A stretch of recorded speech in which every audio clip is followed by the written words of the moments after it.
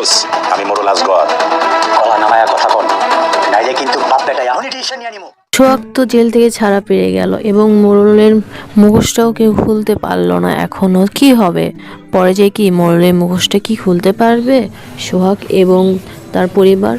অন্যদিকে দেখা যায় সোহাগের পরিবারের কাছে আবার মোড়ল আবদার করে এই জমিটা আমার।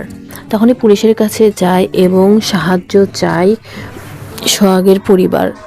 তো এবার সোহাগ এবার দেখা যায় সোহাগ হচ্ছে চাকরির জন্য একটা অফিসে যায় এবং সেই জায়গায় চাকরির জন্য আবেদন করে, কিন্তু সে বলে দেখছি আমি কি করতে পারি। তখনই সোহাগের বাবার বাড়িতে আবার নোটিশ আসে জমি নেওয়ার জন্য।